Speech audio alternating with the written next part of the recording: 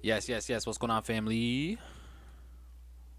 What is up, family? What's going on, guys? Welcome, welcome, welcome to today's stream with your boy Abel. Super excited to be here with every single one of y'all. Let me just get a few things situated, and then we'll go ahead and get straight into the value for tonight. It is a pleasure to be here with every single one of y'all, and I look forward to giving you guys some value today, right? Giving you guys some sauce.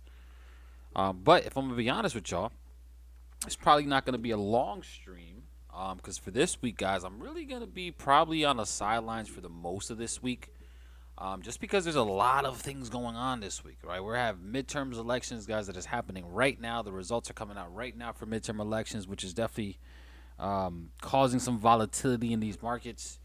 You know, we do have, again, CPI on Thursday as well that we have to be aware of.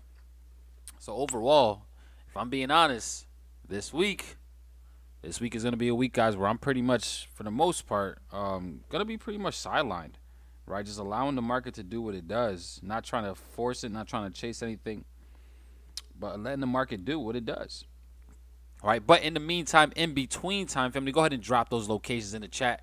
Let me know where you guys are tuning in from today, right? Let me know where you guys are tuning in from today, family. All right, let's see what we got. Let's see what we got. We got New Jersey, North Carolina, ATL. What it do? What it do? What's going on? Let's go, Tony. What's going on, Tony? Good to see you in the chat. Them Ravens were absolutely on fire last night. Big shout out to our Baltimore Ravens. Right? Realistically, the Baltimore Ravens should damn near be undefeated. Right? We should really be undefeated right now, guys. But overall, it's cool. Right? We're still gonna win the chip. All right, but big shout out to y'all. See, we got Rhode Island in the building. We got Colombo, Sri Lanka. Right? We got my brother Devin and BJ in the building from Michigan. What's going on to my guys in the chat? What's going on, fellas? I appreciate y'all. Hope you guys are all having a phenomenal afternoon, evening, night, wherever you're tuning in from. So we got Swaziland in the building, right? Hi, Mr. Sauce, checking in from JA. What's going on? Shout out to you guys out there. I believe Jamaica. I hope I'm right. I see we got, let's see, Mexico in the house, Riverside, California. We got Alabama, Fifth Ward, Texas, Chicago. What is going on? We got Philly in the building. We got Texas, Baltimore, right? Jalisco, Mexico. We got UK in the building, El Paso, Texas, Vermont. Shout out to you guys out there in Vermont. I see we got DC in the building, right? You see my fresh cut, right? I definitely got a fresh cut, Castro. What's going on, dog? I appreciate you for tuning in. All right, let's see. The Bank of Japan situation could cause a lot of damage to the U.S. I'm keeping my eye on it. Let me hear your thoughts. Yeah, we could definitely get into that, right? Because there is obviously a lot going on over there, guys, in Japan, right? In terms of what their policies are, and realistically speaking, you know, the fact that the dollar itself, guys, has gained massive strength, right? It's not just gonna affect, you know, Japan, right? It's not just gonna affect us. It's gonna affect pretty much everybody, right? Because global trade, guys, is really very important, right? And it's one thing that we have to understand, guys, when it comes to global trade is that the dollar, the US dollar itself, guys, is in about 70% of all transactions across the entire world, right? So this runaway strength that we've been experiencing with the dollar is definitely causing a lot of pain, you could say, across the world, right? So not just over there with the Bank of Japan and what they're doing, because they're obviously completely behind the ball, but just in general, right? The dollar flying the way that it has been, guys, is definitely not making it easier, you know, for even these foreign countries to even operate, right? Because now it's costing them a lot more, you know, to purchase, you know, things that they purchase on a regular basis, right? So this, yeah, it's definitely a lot going on over there. The Bank of Japan, though, who knows what their plans are moving forward. Obviously, right now, the only thing that we pretty much know about the Bank of Japan is that they're still pretty much easing, in the process of easing. They've attempted to prop up the market, guys, with these interventions numerous times, but those interventions really have not done much, right? And it's not going to do much as long as the Bank of Japan is still over here printing money left and right. As long as the Bank of Japan is still creating stimulus, right? Still printing stimulus checks left and right, right? That intervention is not going to help. As long as the Bank of Japan is still at negative rates, that intervention is not really going to do much, right? They're pretty much slapping a Band-Aid on themselves over there and pretty much calling it a day, right? So, yeah, the Bank of Japan definitely has a lot going on right now. And I think eventually they will eventually have to do a U-turn, right? But who knows when? Right, but let's see what else we got in the building today, family. I see we got Carolinas in the house. We got Nigeria. We got the 210 in the building. Jamaica, it is. Let's go on. Let's go. Let's go. Shout out to you, Neil. I appreciate you. We got Nigeria in the building as well. All right, amazing value. Make sure to like that like button. I appreciate you, Castro. Definitely go ahead and smash that like button as you guys decide to actually come in and trickle in, family. It definitely does a lot for me and this channel. So if you support what I do here, just simply go ahead and smash the like button. That's the only thing that I do ask of you, right? So I see we got H-Town in the building. We got Charleston in the house as well. What's going on, Free Zone? Good to see you in the chat. So let's go ahead and get into this, guys, because like I said, we're probably not going to be on here for too long. Just want to give you guys a real quick rundown of, again, what to expect this week, right? And right now, guys, we are dealing with, again, midterm elections, right? I'm pretty sure if I go to YouTube, there's going to be a bunch of things, right? Let me see. There's a bunch of things right here with live coverage for midterms, okay? And based off what happens here, guys, the markets are going to react, okay? The markets are going to react certain different ways, okay? Now, the crazy thing about midterms, guys, you have to understand, right? Whether you're on the side of Republican or Democrat, I really don't care. Personally, we're not going to go into that type of debate. But just understand, right?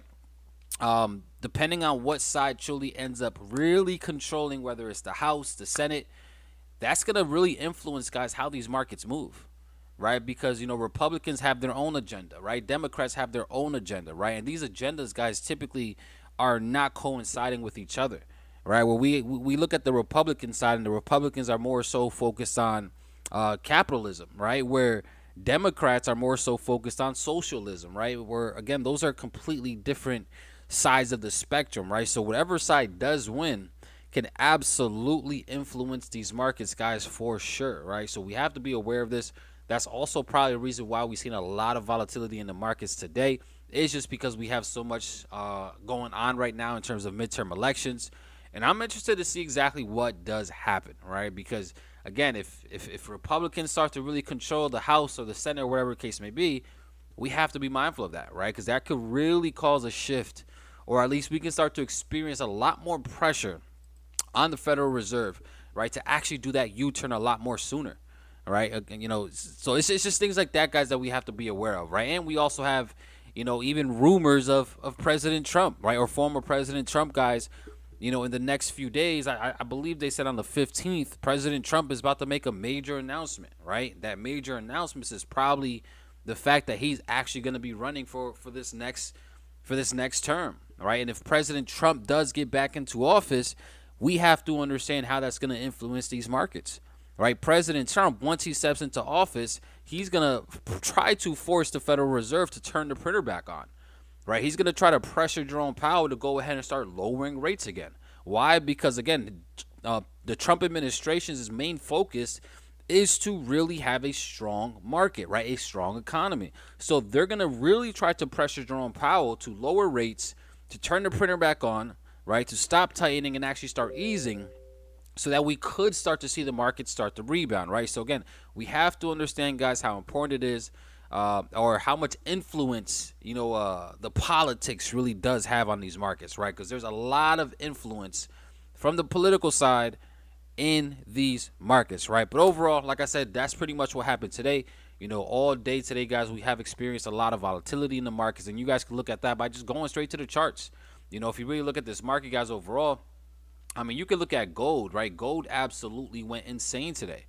Right, gold flew for about 400 pips, right? Literally flew for about 400 pips, right as New York session was going, right? And it could have been, again, I'm not saying it was, but it could have been influenced, by all these midterm elections, right? By all the the rumors around it and things like that, right?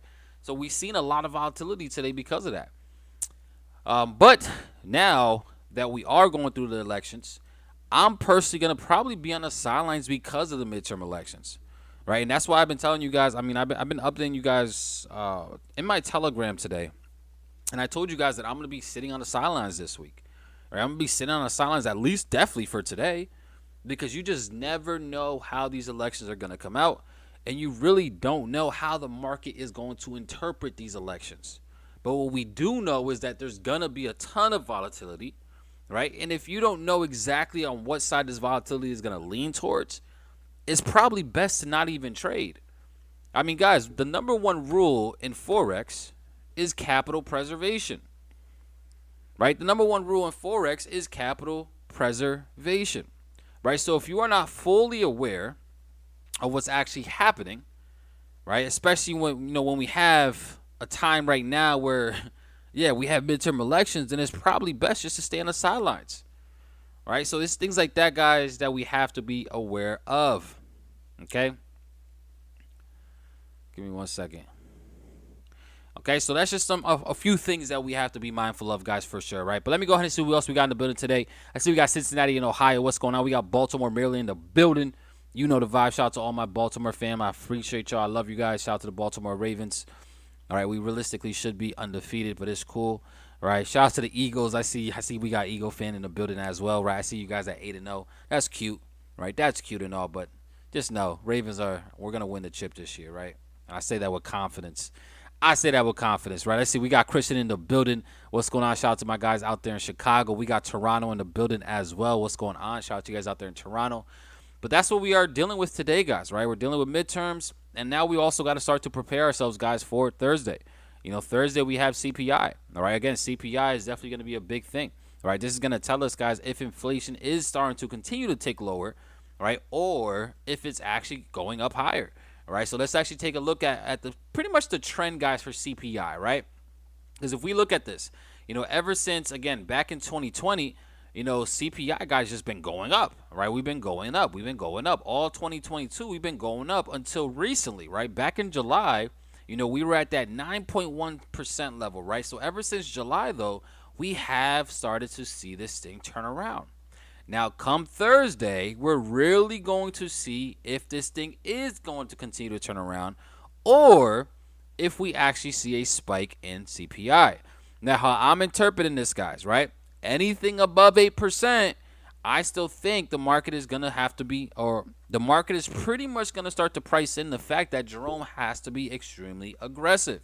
And when I say Jerome, I'm talking about Jerome Powell, guys, who is the chairman of the Federal Reserve. So anything above this 8%, expect a lot of aggressiveness from the Fed. Okay, we spoke about this, guys, last week, right? Or even, the previous week, where now the Fed is at a point where they're talking about decreasing by how much they're raising rates, right? They're still going to be raising rates, but they're talking about decreasing by how much, all right? Because right now we've been seeing consistently, or at least the past couple readings, we've been seeing them raise rates 75 basis points. But if this comes out at 8% or higher, they're going to have to stay at that 75 basis point number. Now, if we've seen a decrease, right, if it gets anywhere into the 7% level or lower, see, then, again, that thought that we've been having of them only raising it by 50 basis points next month, see, then that's probably going to be the reality that we can experience, right? Either way, we're still very far away from what the goal is of 2%. So we're still going to expect interest rates to continue going higher. It's about by how much they're going to be raising it now. Right now, again, it's kind of crazy to see. But I'm genuinely going to be interested, guys, to see what this number does come out as on Thursday. Right. So that's going to be, again, a big deal for us. We will be trading this live, guys, as well inside of the Profit Society Familia, inside of the Profit Society community. So if you guys want to watch us analyze this live in real time as it actually comes out, and you never know. Again, we don't really look at news, guys, with the intentions of trying to force a trade. But if there is an opportunity that presents itself, then you best believe we're going to take advantage of that as well, right? So on Thursday, definitely make sure to be on that New York session stream, guys, inside of the platform, right? So for those of you guys that are watching right now that might have just now stumbled on my channel, I want you guys to go right here, right, to the profitsociety.co, and then go ahead and create join beta and go ahead and create yourself an account. All right, because we will be going live inside of this social platform for traders that we have created for every single one of y'all. All right, so please be mindful of that. We will be here. We will be providing massive value, and we will just be updating you guys throughout whatever ends up happening, right, on that Thursday news event. But that's pretty much what we have to deal with for this week. Again, we did talk about this on Sunday's call. We also spoke about it a little bit, very briefly this morning on our New York session this morning. And, yeah, that's what we pretty much got to look forward to, guys. But let's go ahead and take a look at the markets now and see what really has happened over the past day or so, right? So we can start off with the dollar itself. Take a look at what the dollar has ultimately done. And the dollar, guys, is pretty much doing what we've talked about on Sunday. I told you guys on Sunday that I was expecting the dollar to probably just continue to drop. I do believe we're probably going to still end up running this low right here, right, where all these dollar signs are. The dollar signs, guys, equate to potential areas of liquidity or liquidity pools. So I do think we're eventually going to end up running this low, right? So I'm bearish the dollar for right now. I'm bearish the dollar for right now until we actually go ahead and start to clear this low, right, at this 109.3 level. Now, once we clear that low and we start to fill some of this imbalance over here to the left, see, then at that point, guys, we could potentially start to look for, the market to go ahead and rebound and just stay in the overall bias that we have been in for, this entire year and a half, okay? So that's going to be very interesting to see. I'm still very much long-term bullish it, but for right now, I do think we're probably going to be a lot more bearish than anything for right now. Now, depending on CPI, again, this weakness could continue, right? Depending on how CPI comes out. If CPI, again, comes out at that 7% and lower number, right, 7% or lower, anywhere in that 7% range or lower, this is going to tank, right? The dollar should realistically tank off of the fact that we are seeing CPI decrease, okay? Now, if it comes out above that 8%, if it comes out above 8%, then we should still see this thing end up continuing in the overall trend. Now, long term, we're still going to be very bullish, right? Even if CPI does come out at 7%, guys, yeah, that's going to really, trigger a nice little sell-off, right?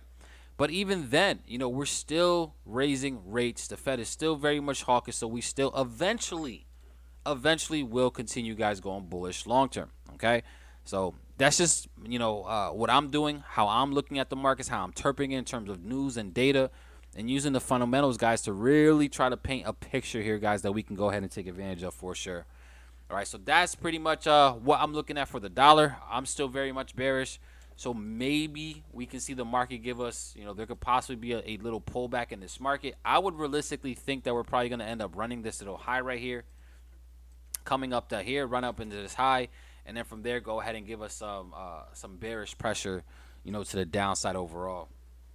All right, so that's where we're at for the dollar. Let me go ahead and catch up with the chat.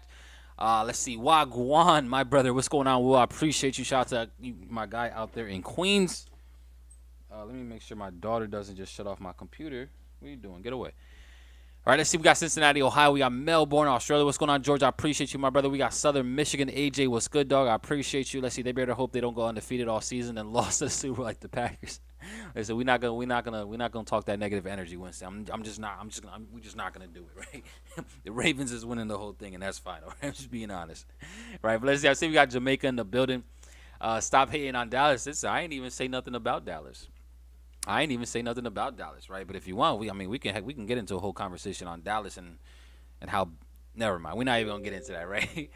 All right, let's see. The Japanese yen is about 3% inflation year over year, which is kind of low compared to two others. How do they still have negative interest rates? Shouldn't it be attractive with low inflation? Should be easy to fix their situation. That's a great point, Oscar, right? And it really just compares to, again, the differences in how do I say this, right? It's just over there in Japan. Let's just compare it to the U.S., right? Over here in the U.S., guys, right, we have a very big issue with spending, right? Us as consumers over here in the U.S. and just how this U.S., our entire system is created. Like, we spend, right? We spend money day after day after day, where the people over there in Japan, they're actually the complete opposite, right? They don't spend as much money. They actually sit on money and they just literally save money, guys.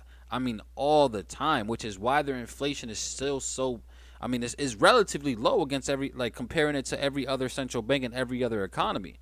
Again, that 3% is very low when you're comparing it to the U.S. over here at 8%. When you're comparing it to the Great Britain, to the pound over there where they're at above 10%, right? The EU, right? The Eurozone, they're at around 9%, right? So yeah, it is technically very low, but again, it's just the environment. It's completely different on how, they are in terms of money compared to how we are, which is why their inflation is still very low, which is why they're, still in the process of easing, right? They're actually trying to promote, their people to spend more, which is why they're at negative interest rates, right? They don't want people saving money.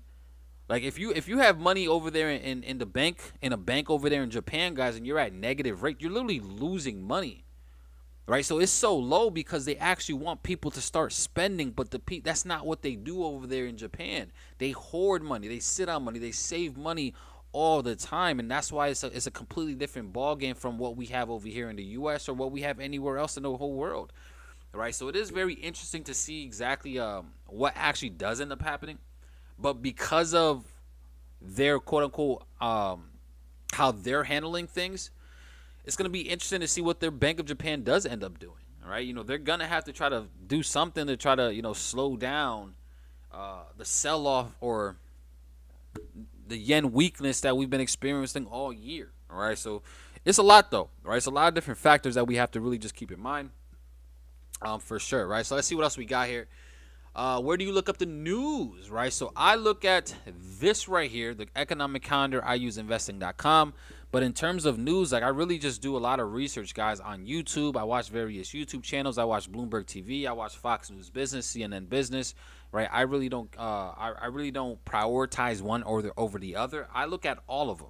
Right, I like to see what a lot of these analysts are saying, right? I like to watch Meet Kevin, right, and see what Meet Kevin is saying, right? I like to watch Hearsay Financial, right, and see what he's talking about in terms of the economics of the world, right? I like to watch Nobody Special, right, just to see what he's talking about, right? So it's really just about doing research and following channels or following influencers or economists, right, that actually understand this stuff, and then learning how to interpret that stuff and correlating it to the actual markets, right?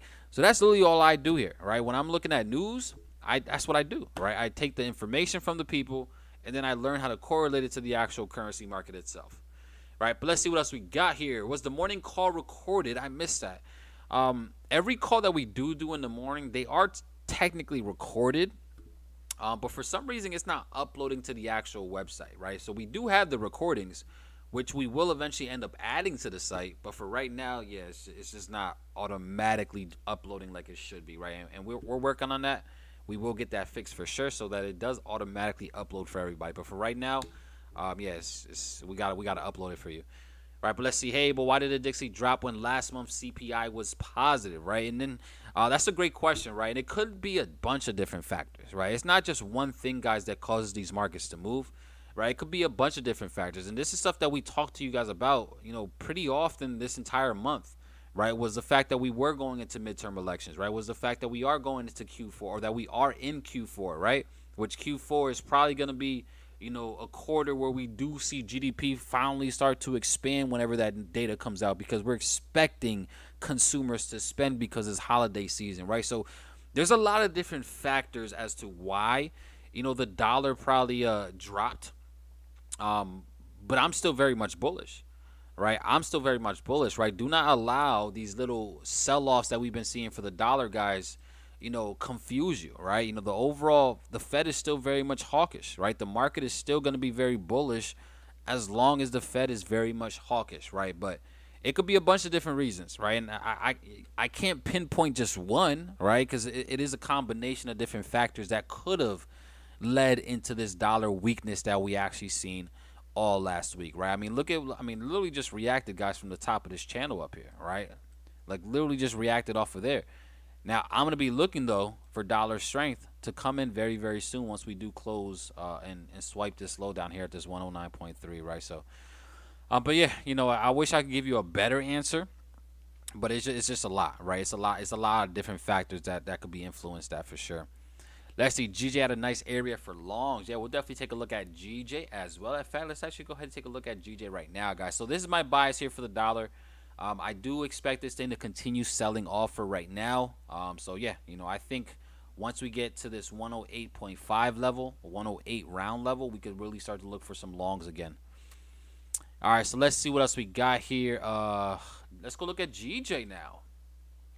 Right, let's look at GJ and see what GJ has done. All right, so last week was very interesting for the pound as a whole, right? Because this thing just absolutely tanked last week, right? Super aggressively. I ended up taking a few losses trying to buy down at this level. I also attempted to buy even down here once we ended up sweeping around this level of structure, and I did take a couple losses, guys. Right now, I'm still very much bullish this long term. Okay, I'm still very much bullish this long term. Okay, long term though. Keyword there is long term.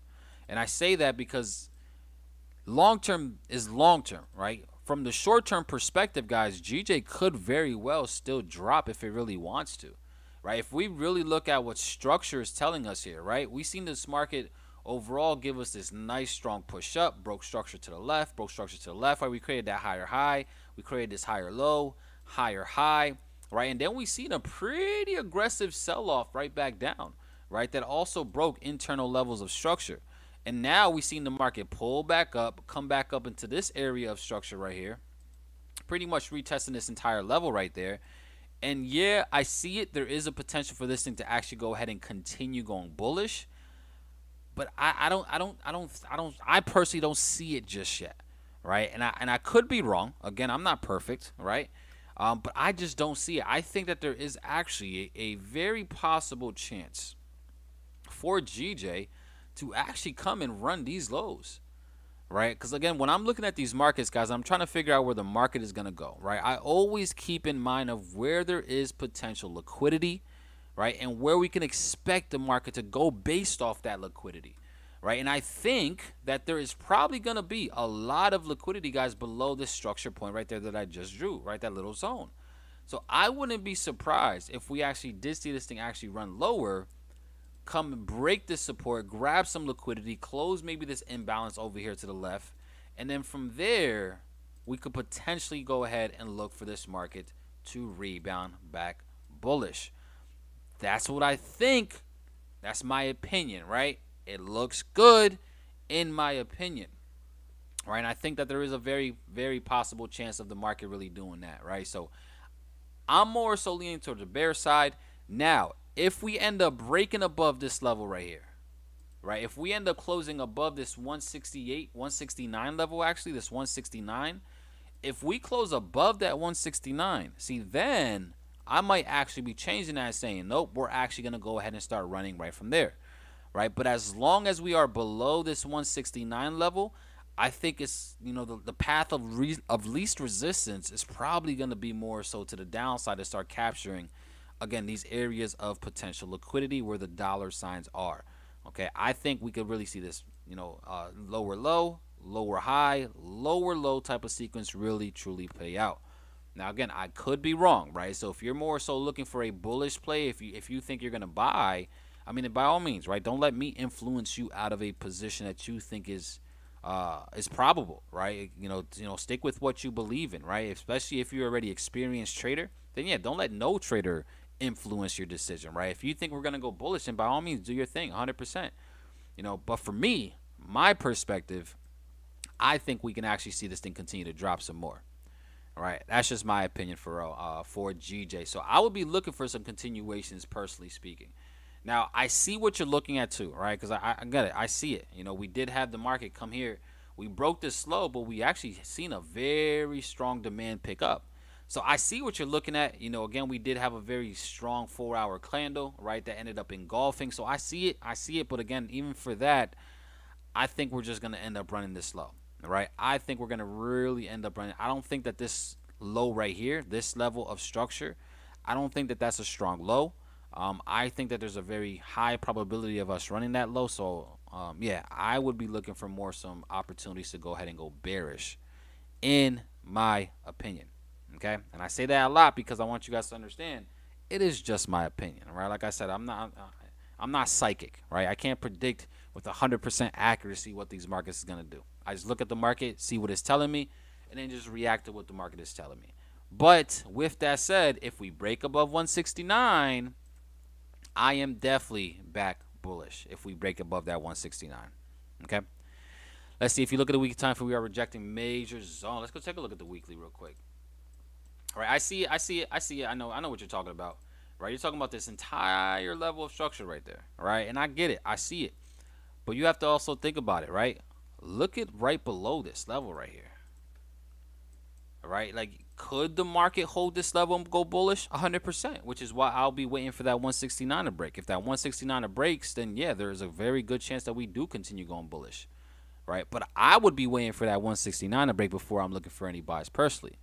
I think, again, there's just so much liquidity being built up below these lows right here, right? Below these little candlestick, these wicks, I mean, right? I think there's a lot of liquidity down here, right? I truly think there is. So that's why I'm more so leaning towards this thing continuing to run bearish before we go ahead and rebound and go back bullish. Okay, so that's what I like here. That's what I will be looking for, guys, for GJ. Like I said, I'm probably not going to be trading too much this week, so don't expect me to be, in any of these positions. I'm more so just analyzing the market for you guys that, just want my thoughts and opinions on it. But that's me, right? I think that I think we could see more downside for sure as long as we stay below that 169. All right, now let me go ahead and catch up with the comments really quickly. I see we got Michigan in the building. What's going on, Michael? Good to see you. Good to see you. I see we got Ocala, Florida in the house. What's up? What's up? How you doing? Forever 90s. I like that name, actually, because I'm a 90s baby, too. All right, let's see. Why did gold shoot up like a bullet yesterday? It could have been influenced because of midterm elections over here in the U.S. I mean, that's like the only logical thing that I could really come up with. Right, because we don't have no news today, right? We didn't have no crazy news today. I didn't see nothing major out the headlines. The only thing that's, in the headlines right now that could have possibly influenced this was midterm elections, right? So that's my best bet, right, is that this was probably influenced through midterm elections. All right, let's see what else we got here. I followed you for a long time. I know how I feel the Cowboys. Yeah. I mean, listen, man, shout out I love all my Cowboy fans, man. I don't like the Cowboys, but I like the Cowboy fans. At least not the ruthless ones, right? Because you Cowboy fans, man, it's like a love-hate relationship with y'all.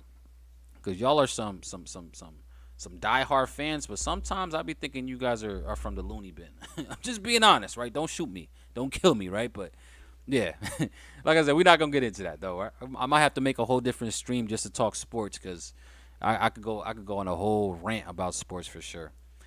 All right, but let's see. So does that mean the BOJ approached this inflation thing correctly, even though the currency is getting wrecked? Again, it really just comes down to the different. It's what we've been talking about, right? It's just how different not the economies is. It's the people inside of the country, right? How they operate. They're reacting and treating this thing completely different than everybody else because again, they're inflation is lower than everybody else's, right? Their environment is different, right? The way the Japanese are in terms of money and how they operate with money is completely different than a lot of places across the U.S. So I wouldn't say that they handled it correctly, because I mean their currency is getting wrecked and it's affecting them tremendously. It's affecting trade over there, right? But again, who knows? Like it's a tough situation, right? Again, that's why for me, I'm glad that I'm not no damn, I'm not the chairman reserve or I'm not the chairman of the Federal Reserve, right? Or I'm not, whoever it is that runs over there, the Bank of Japan, right? I'm just glad I don't make those decisions, right? Because it's definitely not an easy job, guys, right? To really figure out what to do in terms of monetary policy, that's not easy, right? It's not easy to do those, right? To make those decisions, it's really not. But who really knows, right? I really don't. It's tough, right? It really is. But let's see what else we got. Let me catch up with the rest of the comments. I tap in and you're already speaking facts. You already know what we do here, right? We always come here and speak facts, at least to the best of our ability, right? Matter of fact, it's not facts, right? I speak my opinion, but every time I speak my opinion, I try to use as much logical information as possible. But everything that is said is an opinion-based thing, right? So. But let's see, shall we have a better insight to gold comparing Dixie's patterns?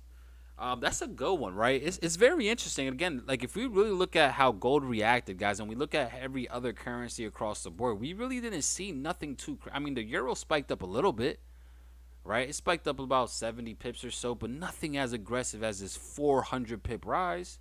I mean, let's look at the indices, right? The indices had an initial sell-off, but completely rebounded a little bit. Right, it had a little spike down, right? So it's like gold is the only one that really reacted super aggressively today, right? So it really didn't have no crazy correlation with, any other currency. I mean, the dollar dropped a little bit as well, right? But nothing too crazy. All right, so yeah, it's gonna be hard to really see, guys. And again, we are getting into that point in time where we have so much conflicting data, right, that these markets are going to move. It's going to be a lot harder to really predict what's happening, right? At least from like a overall macro perspective, right? It's going to be hard to predict what's happening because we're getting so much mixed data, right, from across the boards. All right, so it's a lot that's happening for sure. All right. Let's see. You just messing me up with that. So most central banks trying to stop spending while the yen encourages it. You would think they all move the same. Yeah, and that's the thing. Another rabbit hole. Exactly. Right. And again, you got to just look at it. You think that the Bank of Japan is really going to keep, their interest rates in negative territory for no reason? No. All right, because their currency is getting wrecked because of that. Right. It's because, again, just a difference in I can't even think of the word. There's a word for that, right? But it's just a difference in the style of how, spending is, or how it occurs over there, right? So, yeah, it's very interesting to see. Let's see. Little fact about CPI. CPI numbers are based on the cost of a basket of goods, but when items in that basket become too expensive, people switch to cheaper options and the basket changes. That's a great fact, Michael. That is true. Let's see. Have you looked at gold? Yeah, that's what we're looking at now. I mean, gold just absolutely went insane. Let's actually break down gold, right? What do I think could happen next, right? What do I think could happen next for gold, right? Because we did see, again, a big spike up in this market. Now, overall, I'm still very much bearish gold for now, all right? Long term, okay? Long term, I'm bearish gold. Why is that? It's because, ever since, and we're using, again, data to really come up with this bias, right? Ever since they started to raise rates, okay, which if we actually go ahead and look at the first time that the Fed decided to actually raise rates, let me go ahead and see if I could look up last week real quick so I could show you guys, right? Just look at how, let's go to the Fed interest rate decision. Just look at how correlated it is, right? How gold correlated with interest rate decisions, okay? They started to raise rates when? Back in March, okay? That's when they went from this 0.25% to 0.50%, right? So they literally were sitting on that 0.25%, guys, for an entire year, and then they finally had to start hiking rates because inflation was going too crazy. But in March is when they finally started that hawkish cycle. When did gold start to drop? In March, right? Gold started to drop in March. Right, so there's a correlation with interest rates going up and gold decreasing in value. Again, we can literally see it in the market right here. So since we know for a fact that the Fed is going to continue to raise rates, we should assume that gold long term will continue to lose value. That should be the assumption, right? Just using the data that we have access to. So now what can we do next, though? Well, I'm very interested to see, guys, how we play out around this structure level. Right? Even though we had a very strong bullish reaction here, right? Even though we had a very strong bullish day yesterday, or today technically, I would not be surprised at all if we actually seen this thing actually start to reverse. Now, keep in mind, though, right? Depending on CPI, things can be completely different. But I would not be surprised if we actually end up reversing and closing below by the end of this week. I would not be surprised if we actually end up closing back lower for gold.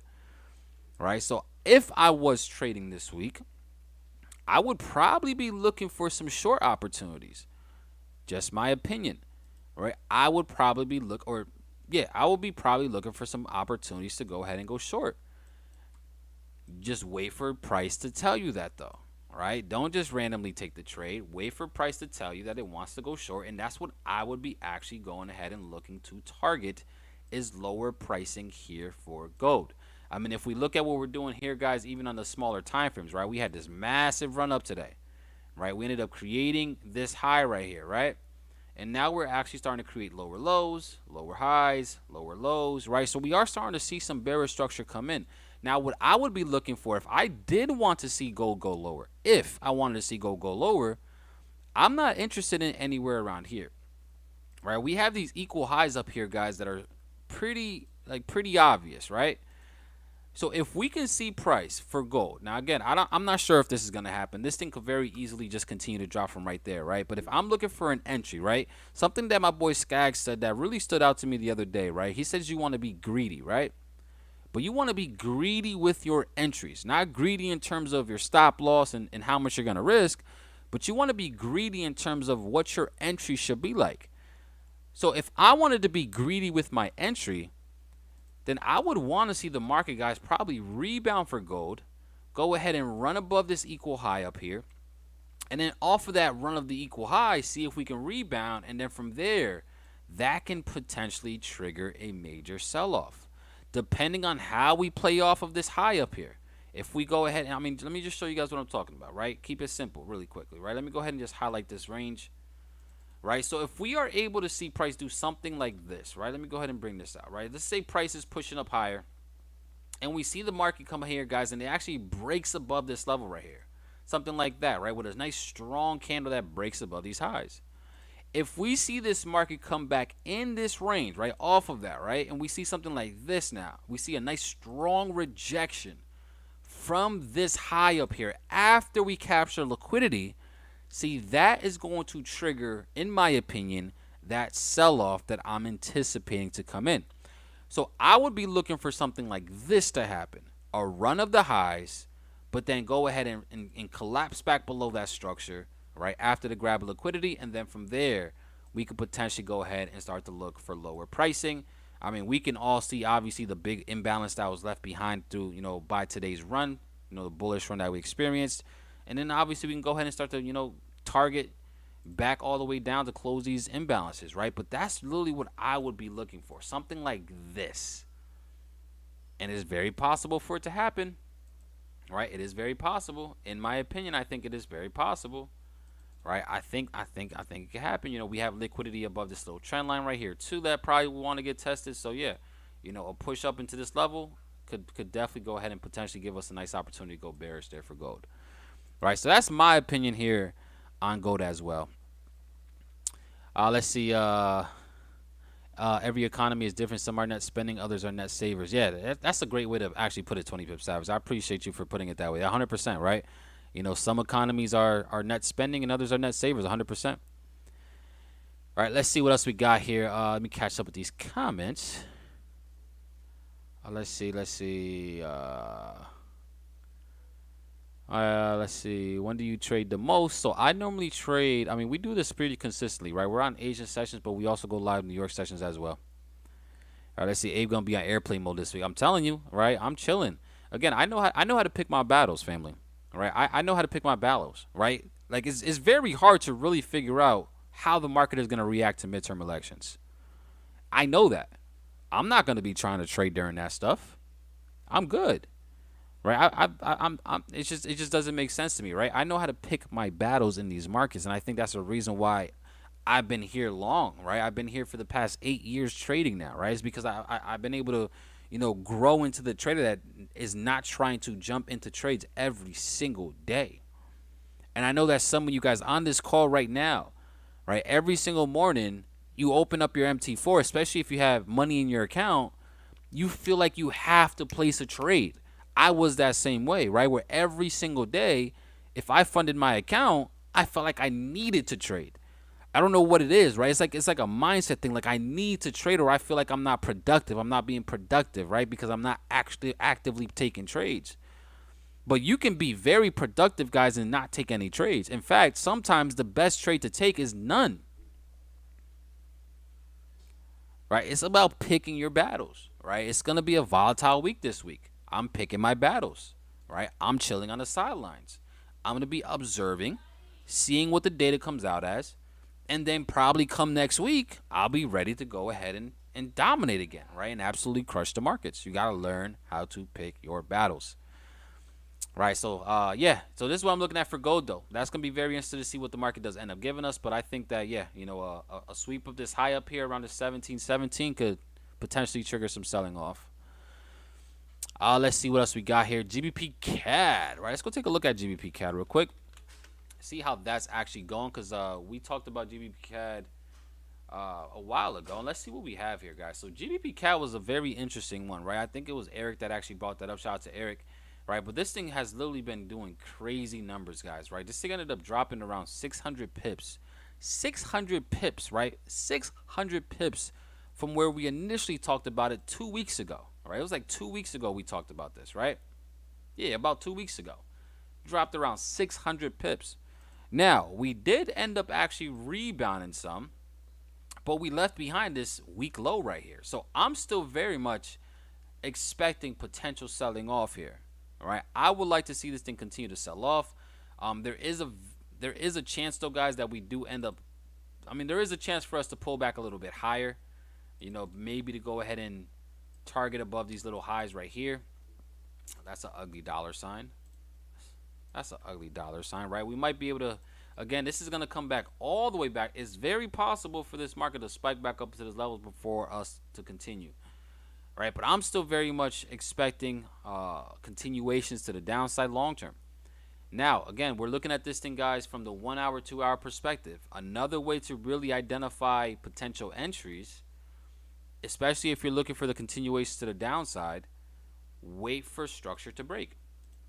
Right, I think if we go ahead and break below this level right here, right, this 1.54 level, that could realistically trigger more selling off.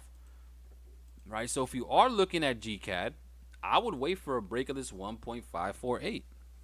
If we get a nice strong break and close below that level, a nice strong break and close below this 50-period moving average, I would definitely be looking for some sells off of that. Right, I would be. Right, but that's only if we actually go ahead and break down there. If we don't, then we're probably going to experience, again, this deeper pullback back to the upside for now. Right, probably come and fill some more of this imbalances. Again, we do have this little trend line up here where that's probably building up some liquidity, so we might even go ahead and run above that. But even then, I'm still going to be very bearish. Right, I'm still going to be very bearish. Okay, and the big reason for that, guys, is not just from a technical perspective. All right, it's also for the fact that I'm also comparing central banks. Right, there's a lot happening over there in the UK still. And the Bank of Canada has really been, you know, causing their currency to be strong, right? The Canadian dollar, guys, has been pretty strong. I mean, all year long, right? Just like how the U.S. dollar has been, right? It's also been pretty strong. Okay. So yeah, very, very interesting. If we can go ahead and see a close below this 1.548 level, then I think that we could really see some more continuations here for GCAD. Let's see, I heard there's a secret buyer of precious metals, like more metals have been bought this year than the last 4 or so combined. I've actually heard that as well, right? I actually seen a video. I didn't actually look into the video itself, but I seen like the title of the video, right? And the title of the video was something like some certain central banks are actually buying up precious metal by the boatload, right? So now that you bring that up though, 20 pip, I'm gonna try to find that video and see what it says, right? Because if we are starting to see central banks, guys, start to really buy gold like crazy, right, decreasing the supply, increasing the demand, then that could really cause gold to fly. Right, so I'm actually going to look into that video now. I'm going to try to find it for sure. If not tonight, probably by tomorrow. Just so that I can see, because I know I definitely seen that headline as well. Let's see, is Treasury pumped the market for midterm elections? Yes, that's a great point, right? Because I actually got a screenshot. I'm going to send this screenshot. Hold on, I'm going to bring this screenshot up because this is actually pretty. I'm actually kind of glad that you brought that up, MH. All right, I'm actually glad that you brought that up, right? Look at this. Hold on, let me bring this up real quick. Let me bring my Telegram. Because that's actually a great point real quick. Hold on, look at this. This is probably why, guys, the market is doing the way that it's doing and why the dollar is also still continuing to drop. Hold on, I'm bringing it up right now. Give me 1 second. Let's see. Where are you? Here you go. Now, again, I don't know if this is true, by the way, right? It's just something that I seen earlier today. And I thought it was very interesting. All right, so look at this. Right, and if this is the case, then this is exactly why the dollar is also probably dropping, right? So it says the U.S. Treasury pumped $165 billion into the economy since the start of October, right? Just as we head into midterms, fully canceling out the Fed's $90 billion per month QT and then some by a factor of nearly 2x. You best believe, if this is true, again, I can't confirm it. I seen somebody share it on Twitter, and I thought it was very interesting, right? But I can't confirm this to be 100% fact, right? But what we can do is let's actually go ahead and look at, let's see if there is anything that we can see. Let's go ahead and bring up the Fed's balance sheet real quick, right? Fed's balance sheet and see if there is anything that could possibly show that we did actually pump something into the markets, right? Because like I said, I don't want you guys running with it because I can't confirm that if that's real or not. I mean, even looking at the Fed's balance sheet, guys, like even here, like it's not showing that we seen, you know, this increase right here, right? Like this thing is just dropping, right? The Fed's balance sheet, guys, is continuously decreasing because they're literally removing $90 billion, right? They're pretty much taking $90 billion a month of currency out of, or they're reducing their balance sheets by $90 billion a month. Again, this was very interesting. I can't confirm if it's true or not. But if it is, that would probably give us, like, that would definitely cause the dollar to drop. But that can also potentially prop up the indice market, right? And if we look at the indice market really hasn't rebounded, really hasn't done much. I mean, we're starting to see this push back up, but the indice market, guys, has not really rebounded in a way that we would expect if the Fed is pumping more money into it. Okay, so again, take this with a grain of salt. I thought it was very interesting, right? I thought it could potentially hold some weight, but just based off how the indices are reacting, it doesn't look it. Looking at the balance sheet, like, we're not seeing no real rebound here, right? I mean, you would think that if they're, adding whatever, what was this number, right? You would think that if they're adding, what is this, $165 billion into the economy, you would start to see this at least give us a little bounce back up, right? You would see this probably at least start to rebound some. So again, take that with a grain of salt, guys, right? This picture, take with a grain of salt. I just thought it was very interesting, and now that you have brought it up, it was, it was pretty cool, right? So again, take it with a grain of salt, but that was just something pretty cool that I actually ended up seeing today as well. All right, so let's see what else we got here, though. Let's see. Can you explain how you use or look for in the volume profile tool? Sure, right? So let's actually go ahead and look at the volume profile tool, right? And we're actually going to look at GJ. Shout out to that boy Jude. He actually had brought this up with GJ, right? Looking at a shorting opportunity on GJ, and he was utilizing the volume profile tool. Right, so guys, what this tool does, all right, it literally just tells us where the bulk of the volume was inside of a specific range. So from where this volume tool actually started all the way to current price, like from right here, right, where this volume profile is to current price, this is telling us that the bulk of the volume, most of the volume occurred right here at this point of control, the red line. All right, and so what Jude was saying, and he actually sent a screenshot, and he's like, yo, this looks like a good sell, and I actually agreed with him, right? And this thing did end up dropping, guys, a good 100 plus pips, right? About 150 pips from that point of control, right? So what you want to do, if you are going to utilize this, volume profile tool, do it just so that you are able to identify where the highest areas of volume are. Like, where is the smart money realistically placing majority of their trades at? It's going to be back at this point of control, the red line. And if we are below the point of control, right, then that could potentially lead to more volume to the downside. Now, if we end up breaking above this point of control, then that is showing us that the volume that we're experiencing in this range is probably more bullish than anything. So that will probably lead to more continuations, right? So that's just how to read this and understand it in a very simple terms.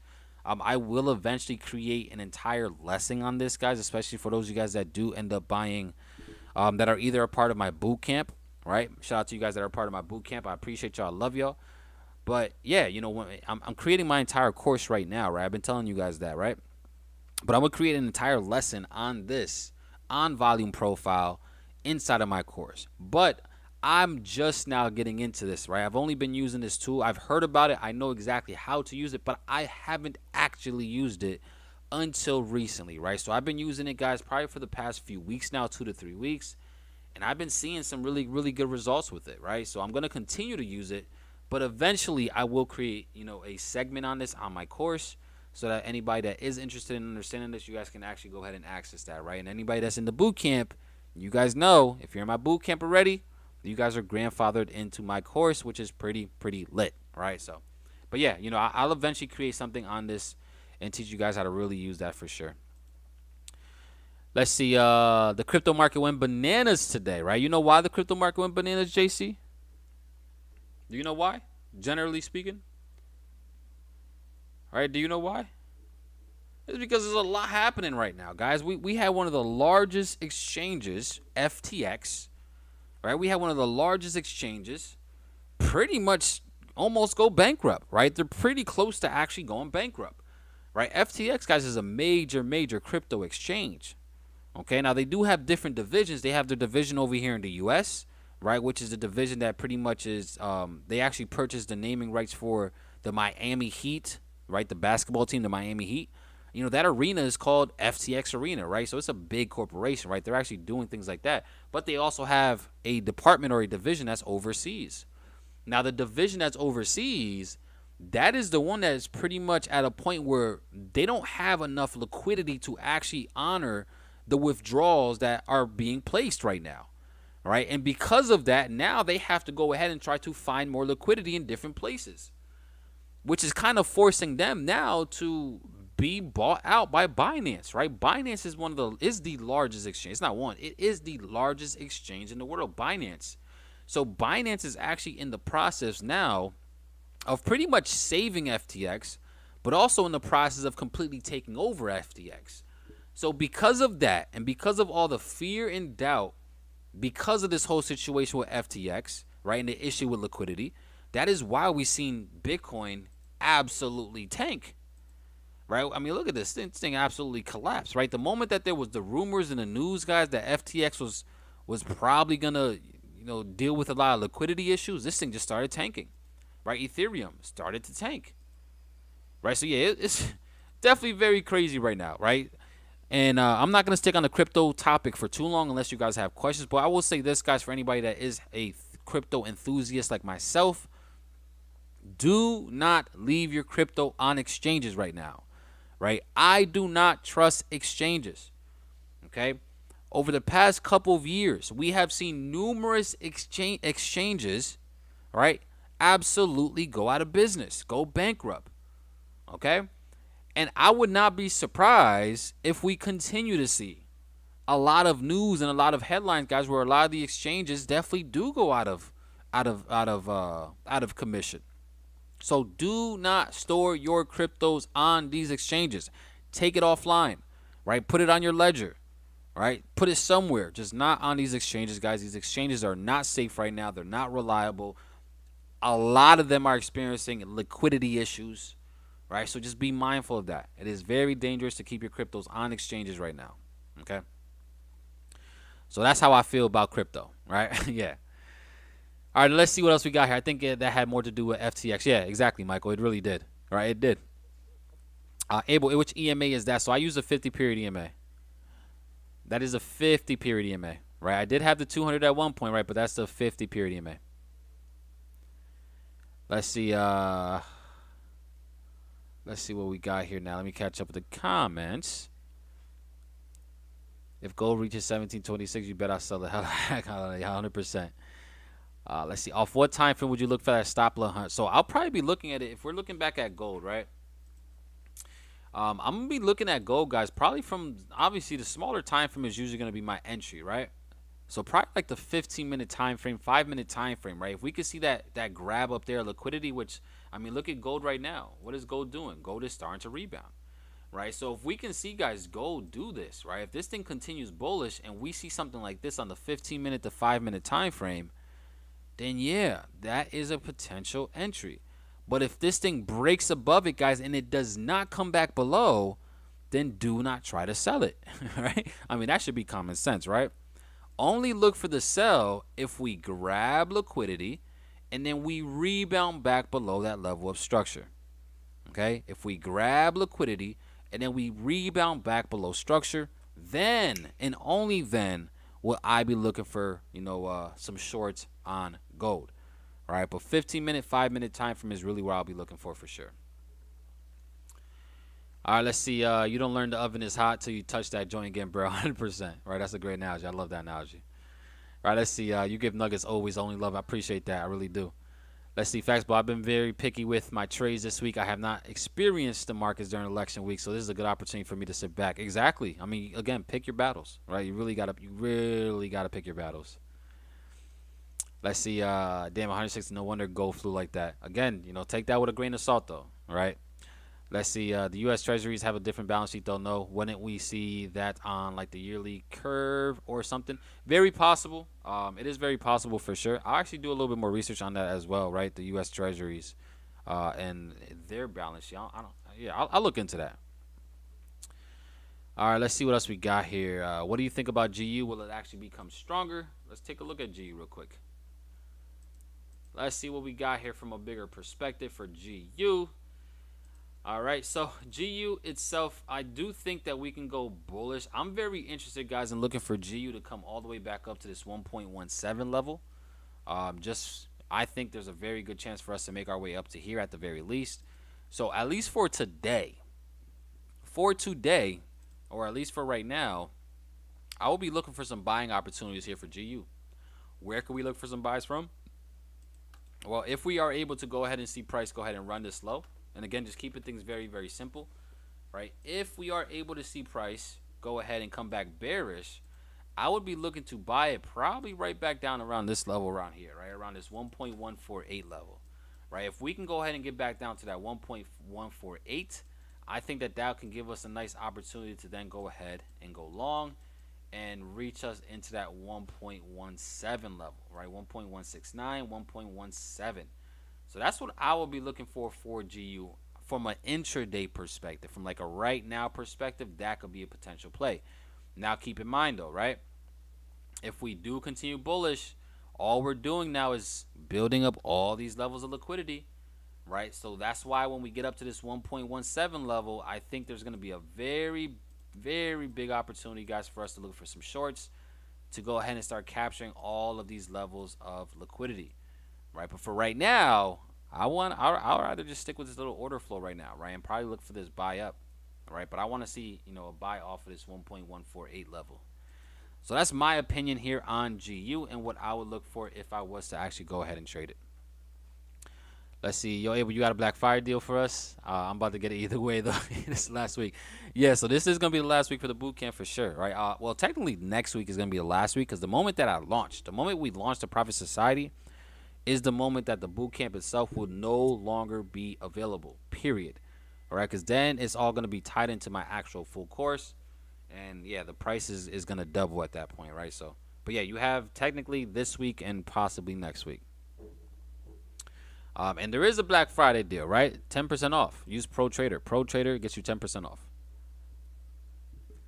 Let's see what else we got here. Coinbase, okay. Coinbase is a little different, right? Because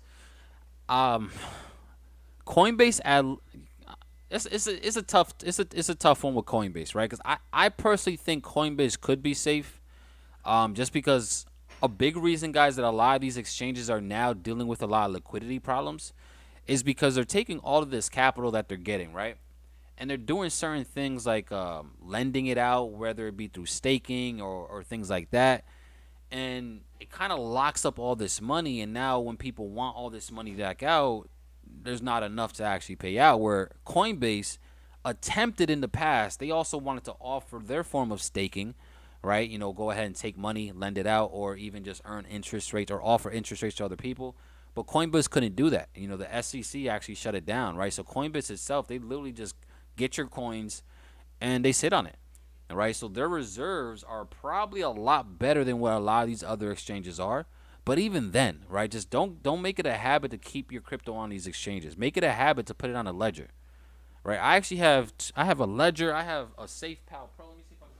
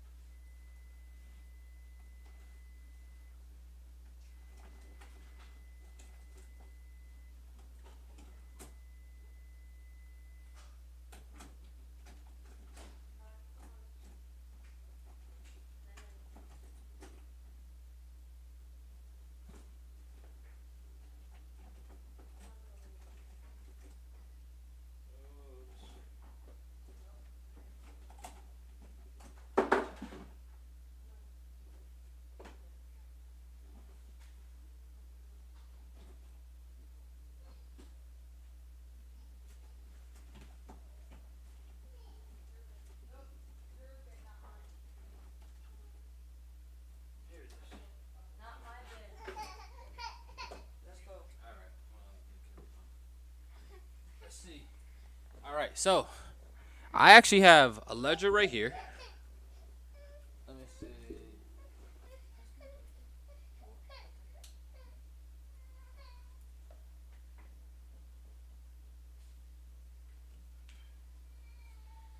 All right, so for those of you guys that don't know what a ledger looks like, it pretty much looks like a USB drive, right? Pretty much like this.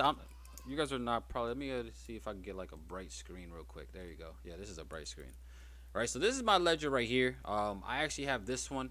Be honest with you, I don't even really use this, right? But I have it, right? But this is what a ledger looks like. This is what you want to start storing your cryptos on. Something like this that's offline, right? It's not attached to computers where it can't get hacked, it can't get destroyed, right? If these exchanges go out of business, you're still safe, you're still protected. But I don't use this, personally speaking. I use this, right? I have something else called SafePal, which is the same exact thing, right? It's another hardware wallet, an offline wallet, right? I just think it's pretty cooler. It's a lot easier to use, right? So this is what I actually use right here to actually store all of my cryptos on, especially my long-term holds, on this SafePal wallet. Either way, get yourself one. Don't play yourself, right? Put your cryptos on there. Keep it, long-term. Store it safely in your house in a safe. And that's what you want to do, right? Get it off of these exchanges. Get it off these exchanges. Let's see. Get your ledger when Black Friday, 100%. Let's see. Coinbase has still been posting quarterly losses. I'm pretty sure they have. I think almost again, the market has been has been bearish, right? We're in the bear market, so I'm not surprised at that. Let's see. This is only a really sad day for crypto. It really is, right? It really is. This whole thing with FTX, and again, I'm not going to stay on a crypto topic for too long, but this whole thing with FTX, guys, could really lead into a lot of other exchanges really experiencing liquidity issues. Because you got to really just think about it, guys, right? The headlines all throughout today was about FTX, right? Binance buying FTX. Is that giving us confidence in these crypto exchanges? Probably not, right? If we see a major exchange like FTX, right, saying that they are experiencing liquidity issues, right, over here, pretty much halting withdrawals. They're not even allowing people to even withdraw capital, right, because there's no liquidity for it. That can trigger a snowball effect, right, where now investors are scared of all these other exchanges, because if there's a big exchange like FTX that has liquidity issues, then these smaller ones can also have it too.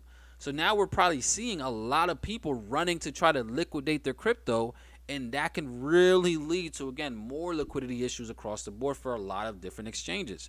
And you have to understand, guys, right? The cryptocurrency market is not like the banking system, right? The financial system, the banks, who do they have, right? The banks have the Federal Reserve, right? So the Federal Reserve, which is considered the last resort, right? They can always bail out a bank. There's nobody there to bail out these exchanges, right? There's nobody there to save these exchanges, guys, if they start to experience a liquidity problem. And that's the biggest issue here, right? So this could lead to more people wanting to liquidate more assets, which could probably lead to more liquidity problems across the board for these cryptocurrencies, right? They don't have a Jerome Powell that could turn on the printer. They don't, right? So that's just something to keep in mind, guys. Again, just take your cryptos, put it into an offline wallet, and yeah, just protect yourself, right? More so. Let's see. I would also be sure to dump your USD Tether. I'm sure it will collapse as well. Tether is Tether is a stable coin. It's supposed to be stable. It's supposed to be stable. All right, but let's see what else we got here. Yo, what's good, Abel? What's going on? Bet you won't. How you doing? Let's see. What time frame you'll look at for the liquidity grab on gold? Yeah, around that 15-minute, 5-minute time frame is what I'll be looking at. Hey, boys, there also a 1 hour point of control on GU right around that same zone as well. Let's go take a look at this real quick, right? Let's bring up our point of control.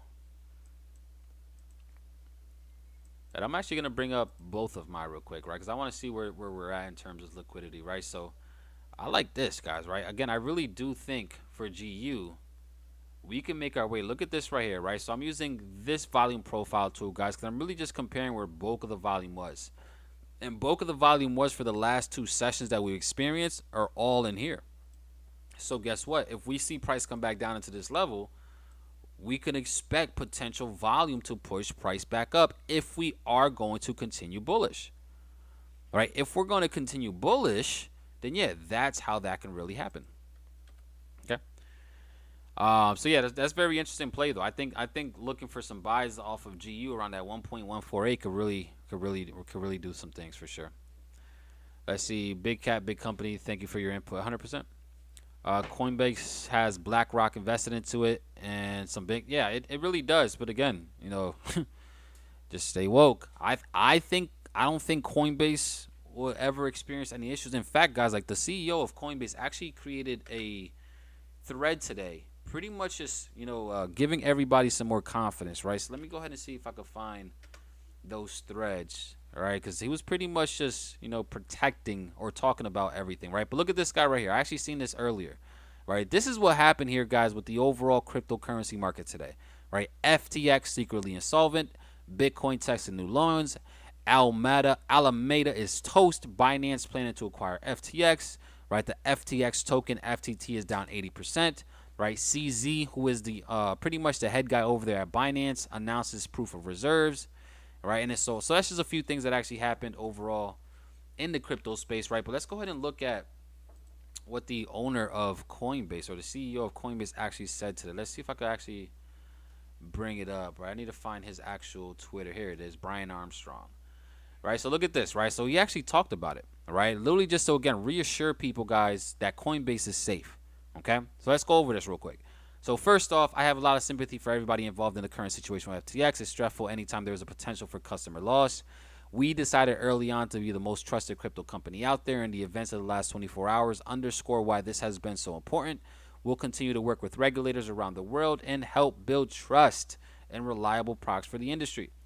Right, and then so on and so forth. Like I said, he does a whole thread here, guys, right? If you guys want to take some time and go through this, like an entire thread, just pretty much trying to reassure you guys that Coinbase is solid. So again, literally, you guys can go through this, guys, and really just form your own opinion based off what the CEO of Coinbase said. All right, let's see what else we got here. Is this GU live? I mean, you could look at it if you wanted to, right? Yeah, this could be a very good setup that you take for sure tonight, right? This could be a setup that you take for sure if you wanted to. Let's see. Look at the liquidity issues with FTX. Now consider how everyone been demanding delivery of precious metals for quite a while, and the COMEX supply massively diminished. Gold delivery issues coming. It very could well happen. Let's see, how can they have liquidity issues when all they have to do is fulfill orders? They jacking people's funds. It's a lot to it. I mean, you got to think about it, right? Like these cryptocurrencies exchanges, guys, they offer a lot of different various products, right? It's not just them letting people invest into coins, right? They offer things like staking, right? They offer things like farming, right? Where technically people are locking and storing away their capital for a long time. But the big issues with these cryptocurrency exchanges is that they really don't have like a real system in terms of reserves. Right over here in the banking system as a whole, guys, they have a whole reserve system, right? I think it's called like fractional reserves, where they have to keep a certain amount of reserves, stored away for specific issues. Where the cryptocurrency markets, yeah, they could have it, but it's not as solidified, right, as the banking system. So that is just a big issue that they have there, right? But it's a lot of different products for sure. A lot of things that is happening, man. Let's see what else we got here. Shout out to that boy 20 Pips Savage for the big $3. I appreciate you, my brother. Let's go, let's go, let's go. Thank you for supporting the channel. It definitely means a lot to me for sure. Let's see. Aw shucks, drink on 20 Pip. Yeah, 100%, right? Let's see. Big orders going on GJ. I do see us trading above 175 in 2023. I think 100% I'm with you. All right, again, I'm very bullish, GJ. I'm very bullish, GJ. I just think we're going to have to go ahead and run this liquidity first before we go ahead and start to rebound once again. All right, but I'm still very bullish it. Yeah, I just think we run this low first before we go ahead. Let's see, CAD yen, nice areas. Let's go take a look at CAD yen real quickly. See what we got here. All right, so CAD yen, what do we have here? What do we have here? Very bullish market. We are trading above this level of structure right here pretty solidly. I do think that we could see this market potentially come back down below. I would want to see how we react around these levels, right? Because we are at a very interesting level right now as we're speaking. All right, very interesting level that could realistically potentially hold its weight. But I think that we can actually go ahead and possibly target back down to these lows. Like, I would be looking to buy CAD yen probably closer down to this level down here around this 107.800 level, right? Because this level that we're currently testing right now, guys, that's probably an area that's just literally just building up liquidity, right? There's probably a lot of liquidity that's being built up right here. So I would want to see a run of this level, come back down to where this little these order blocks are, and then from there we could potentially go ahead and experience more upside for sure, right? So that's what I will be looking for CAD yen. I would be looking to buy personally around 107.7, 107.8 area, right? So that'll be a run of this low right here to then go ahead and continue going bullish. Or if price for whatever reason we're on the 1 hour time frame, or if we just see this thing come up and break structure, then obviously that could lead to continuations, right? But I'm always going to be looking for that run on liquidity, just because I want to see a strong reaction, right? I like to see the runs on liquidity, guys, for the reactions that we can see right after. Those reactions tell me everything I freaking need to know, right? So if we run this low and then we go ahead and completely rebound back above, I'm buying this right here all day long on this retest. All day long I'm buying that, all right? Because we ran the lows, we grabbed liquidity, and now we had that sign of strength come back in. So yeah, that's what I would be looking for UCAD. A run of the low, a rebound, and then go ahead and go back bullish for sure. And I actually like that because, like I said, I think the CAD is also one of the strongest currencies out there, right? With the USD. All right, so not bad here. Could be a nice setup for sure. Let's see. What's your thought on AU? Let's go take a look at AU. All right, AU is interesting. I think that we're probably going to continue going bullish for right now. Right? I think that we're actually, and again, I could be wrong, right? But I'm looking at this level right here, this entire, I'm actually going to just draw a zone so you guys can see it, right? I'm looking at this entire zone right here. And yes, it is very possible for this market to actually go ahead and drop from right where these levels are. It's very possible. But what I'm looking at is the fact that, again, we have these equal highs that's probably building liquidity. We also have this very big, strong bearish candle itself that also is leaving behind some imbalances. So I low-key would like to see this thing possibly go a little bit higher and then go ahead and look for some shorts on that to continue in the overall trend. Like, I would really be looking for some opportunities to go ahead. And let me actually go ahead and lower time so you guys can see what I'm looking at, right? I would love to see if, again, the keyword here is if the market can go ahead and reach probably around, I would say around this level up here, these levels, 0.665.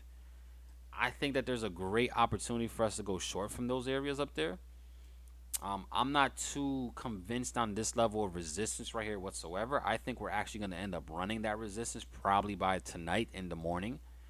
All right, so if we run that resistance, then yeah, we're probably going to end up pushing all the way up into this 0.666 level, all right, 0.665. And then from there, I will be looking for that continuation back to the downside. All right, so that's what I would be looking for if I was to trade AU. I would be more so anticipating continuations to the upside to then eventually go ahead and give us an opportunity to go back to the bear side. Yeah, so I'll be looking for buys. I will be looking for buys. In fact, here on the 15-minute time frame, yeah, here on the 5-minute time frame, guys, do not be surprised. Right? Do not be surprised if here on the 5-minute time frame, we actually do see this market go ahead and go bullish from right here at these levels. Like, I will not be surprised at all to then go ahead and yeah, go ahead and run these highs, right? So that's a potential play for you guys if you guys are going to be trading tonight. I will be looking for this market to come right back down to probably around this order block right here.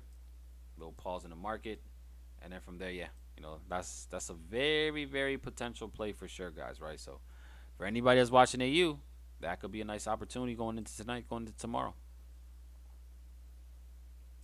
It's possible. All right, let's see what else we got here. What's an imbalance? I remember you mentioned at the beginning of this session, right? So that's a good question, right? So an imbalance in the market, guys, is really exactly pretty much what it's saying, right? That is when there is an imbalance between the buyers and the sellers, right? So if I'm using an example, let me go ahead and bring this replay tool. We just keep it on AU, right? So if we're looking at this right here, guys, on AU, you see this big push up that we see right here, like this big spike up in the markets, right? Who was in control right here? Fully the bulls, right? The bulls were fully in control, right? Buyers were fully in control. But the way that the market works, guys, and the algorithms in the market works is that the market likes to stay balanced, right? So anytime we see the market go ahead and go bullish, all right, strong, it will usually come back to correct most of that imbalance, right? To balance out the market itself. And then it'll lead to another continuation and then another correction of that move, right? So that's what we like to talk, or that's what we like to look for, right? We see these imbalances right here, like this right here, this big old candlestick right here is an imbalance, right? That shows that there was only one side fully in control.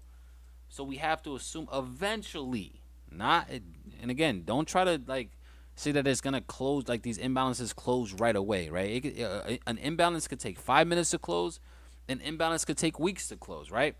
But it's just the fact that we have those imbalances. It can give us clues as to where we potentially can expect price to go.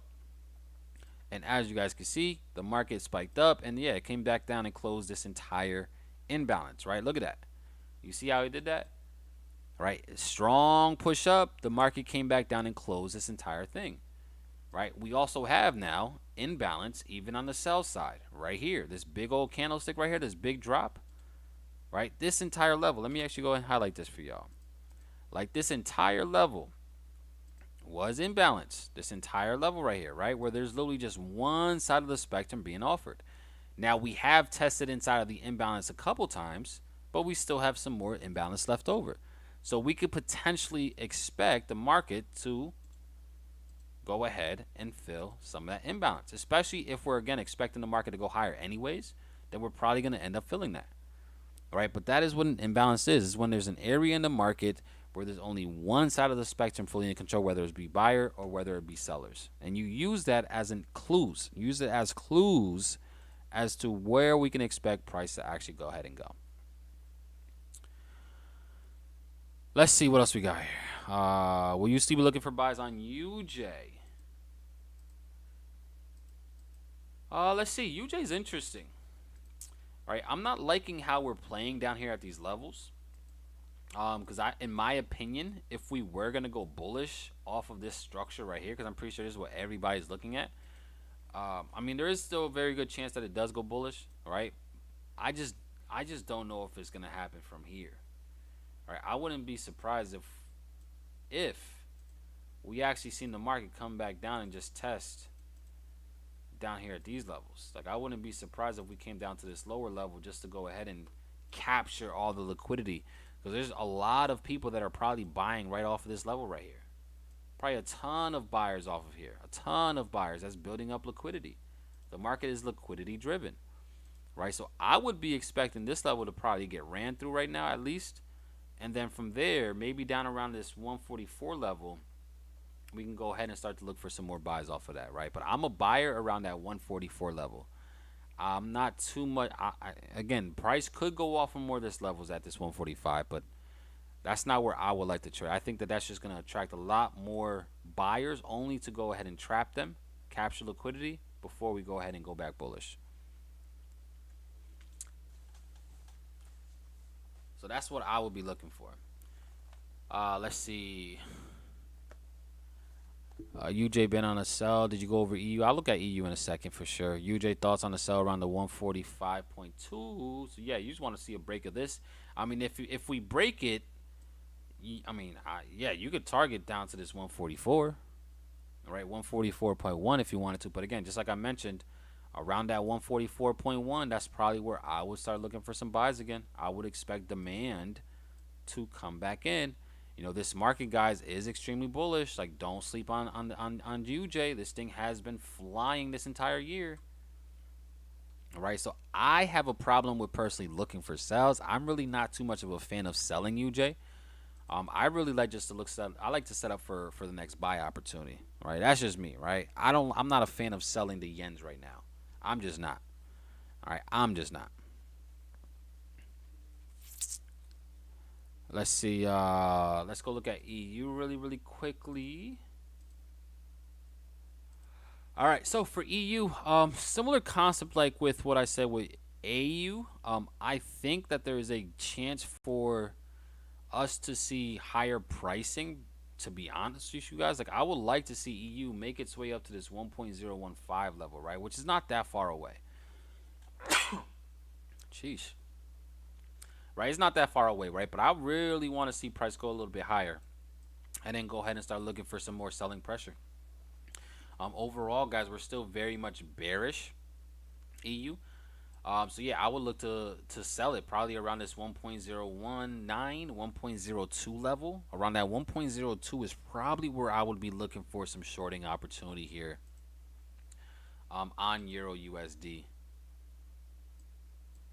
Yeah, probably around that 102 level, guys, is where I'll start to look to see if we can go ahead and go short. All right, so that's just my thoughts and opinions on EU, that 1.02 level.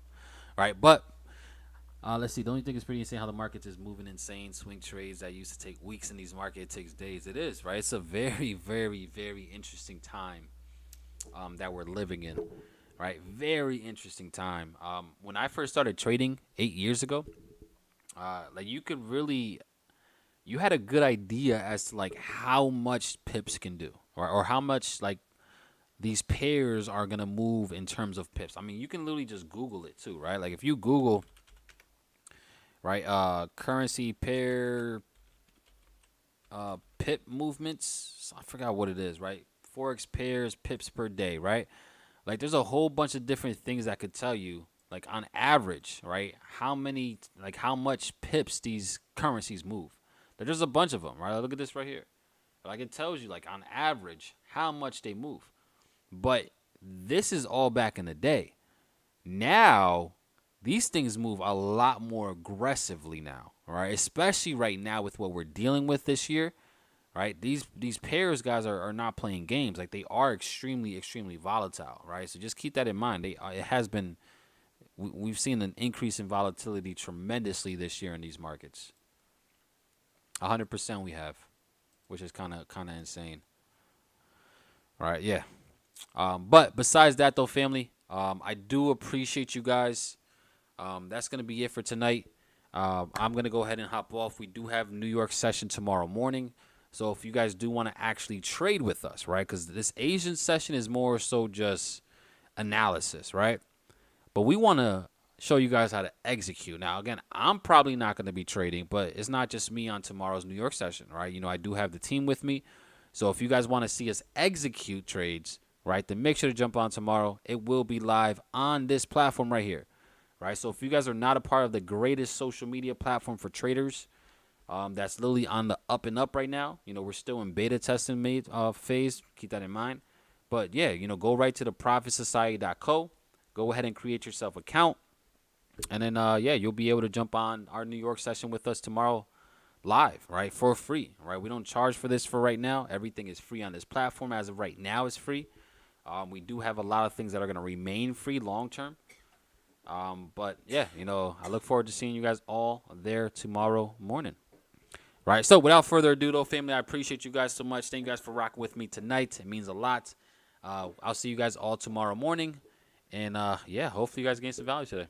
But all right, y'all, I'm going to go ahead and take a nap or go to sleep because I'm freaking tired. But I love you guys. I appreciate y'all. And I'll see you guys tomorrow morning. Let's get it.